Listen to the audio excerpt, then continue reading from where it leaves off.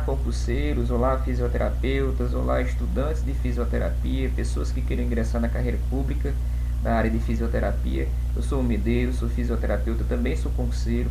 E a partir de hoje, nesse canal Concursos de Fisioterapia, eu vou estar dando algumas dicas, bizus, elaborando alguns mapas mentais e principalmente comentando algumas questões que caem em concursos de fisioterapia, tá bom? Vamos lá. Para iniciar os trabalhos, vamos começar com uma questãozinha comentada. Uma questão da FEPESE Campus Novo, Santa Catarina, em 2019, questão super atual, e diz o seguinte: na consulta ao paciente, o fisioterapeuta deve ficar atento para identificar distúrbios musculoesqueléticos comuns que estão relacionados à redução da velocidade de reparo tecidual para determinar o tratamento adequado ao caso. Quando há alteração no estado metabólico do tecido, com hipovascularidade generalizada para determinada parte do tecido, causada por um aumento da atividade simpática e que resulta em atrofia de ossos, unhas, músculos e pele, chama esse distúrbio de distrofia simpático-reflexa, alternativa A. Alternativa B, síndrome de Guillain-Barré. Alternativa C, tendinite dos flexores do punho, acredito que não tenha relação com a atividade simpática, aumento da atividade simpática. Tendinite do supraespinhal do ombro também não tem uma relação com a atividade simpática aumentada. E osteoporocenia e da pós-menopausa também não. Ficamos entre síndrome de Guillain-Barré e distrofia simpático-reflexa. E que a alternativa que mais se encaixa na nossa definição é a distrofia simpático-reflexa, que de vez por outra as bancas costumam cobrar nos concursos. E o que seria essa distrofia simpático-reflexa? A distrofia simpático-reflexa ou síndrome complexa de dor regional são duas denominações para uma mesma doença, viu? É a mesma doença. Essa caracterização é mais recente e essa outra é mais antiga, apesar das bancas usarem indiscriminadamente, tá bom? O que acontece com essa distrofia simpático-reflexa? É uma dor persistente de forte intensidade em uma extremidade, geralmente desproporcional ao evento desencadeante. O que acontece? Um pequeno trauma, um trauma antigo, desencadeia uma dor muito forte, em que muitas vezes a lesão já tem se curado, mas o seu sistema nervoso continua emitindo sinais como se aquela lesão não tivesse se curado ainda. É uma característica de uma dor crônica. Aqui nós vemos dois pacientes de membro superior, uma distrofia simpático-reflexa de membro superior, onde há um edema generalizado, né? Aqui também a gente vê uma mão mais clara, mais hipovascularizada, né? Há várias alterações, uma mão com cianose, tá bom? E a dor é associada à dor neuropática, ou seja, aqueles sintomas de dor neuropática estão todas nesse tipo de síndrome, que é a queimação, uma dor muito forte, que não tem uma causa identificável, né? Uma etiologia identificável. Disestesia, uma parestesia, alodínia, que é uma sensação muito forte de dor com qualquer estímulo, uma hiperalgesia ao frio, né? O frio causa tem uma hipersensibilidade muito forte, e sinais clínicos de função autonômica, como cianose, esse tipo de mão aqui, né? Uma mão cianótica, um edema, esse tipo de mão aqui, um edema, frio, alteração de transpiração, às vezes o paciente transpira mais ou transpira menos, e pilificação local, um crescimento de pelos, né? Assim também tem uma causa sem uma etiologia identificável, ou seja, é um tipo de doença bem difícil de diagnóstico e mesmo tempo bem difícil de tratamento, porque não existe uma causa que você vai tratar uma causa, né? O sistema nervoso, ele fica emitindo sinais como se aquela lesão ainda não tivesse sido curada. Essa é a distrofia simpático-reflexa, tá bom? E aí o que é a síndrome de Guillain-Barré, que apareceu na questão, e que muitas vezes os avaliadores de concurso costumam cobrar? Uma doença neurológica, acima de tudo, capaz de provocar fraqueza muscular generalizada.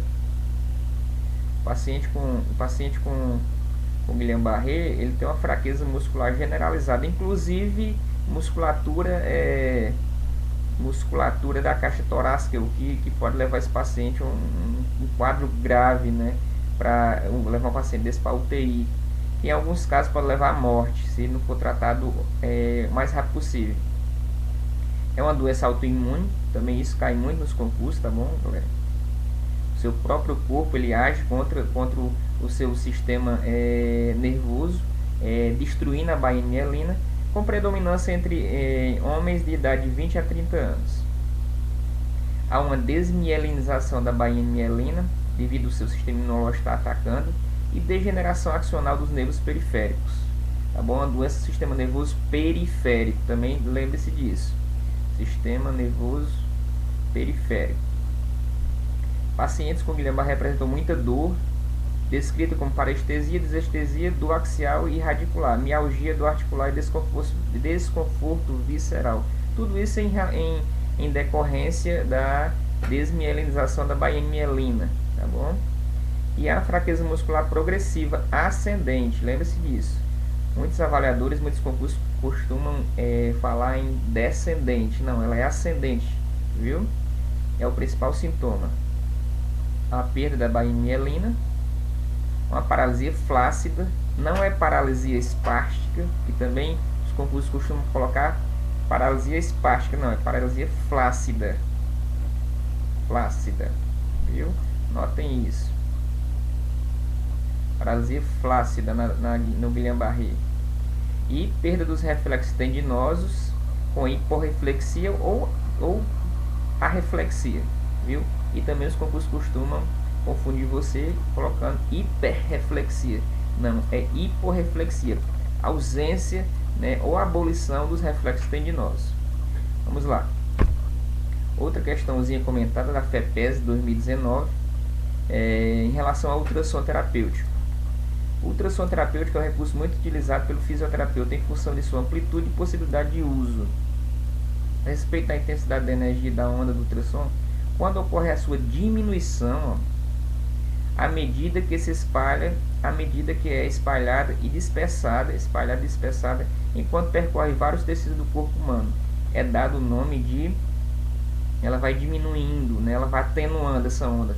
Você vai utilizando o ultrassom e essa onda ela vai atenuando à medida que ela penetra no tecido. Chama-se atenuação, letra A, questão 2, letra A. Quais são as... aqui a gente vai falar das características do ultrassom terapêutico. Nós temos a atenuação, que foi o gabarito da questão. O que é atenuação?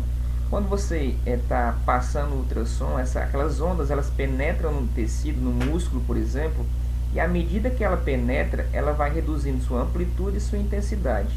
À medida que aumenta a distância, vai diminuindo a amplitude e intensidade. Essa é a atenuação. Temos também a refração. A onda penetra no tecido ou interface a um ângulo, chamado de ângulo de incidência, e sai deste tecido ou interface em um ângulo diferente, ângulo de refração.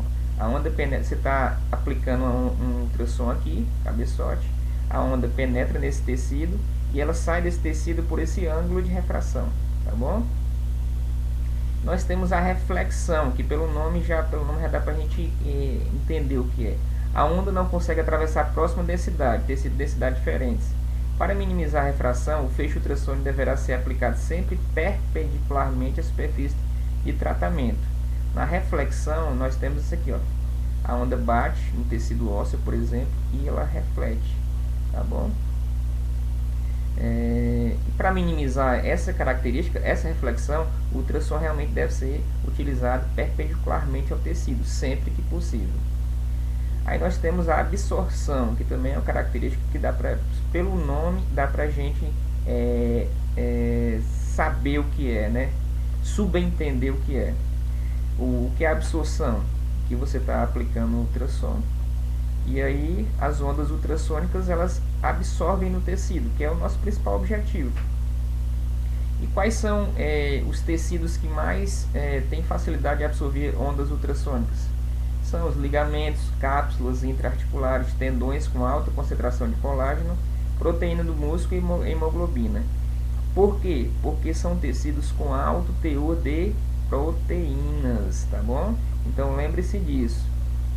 Os tecidos com maiores teor de proteínas são aqueles que têm mais facilidade de absorver as ondas ultrassônicas. E é isso, pessoal. Muito obrigado. Aqui são 2 livros. Aqui é um livro 1000 questões comentadas com dicas e bizus da editora Ateneu. Está disponível à venda. E aqui nós temos o manual de eletrotermofototerapia da editora Sanar também. Eu vou deixar os links para venda abaixo, tá bom? E sigam, comentem e curtam o vídeo. Isso é importante para o canal. Muito obrigado.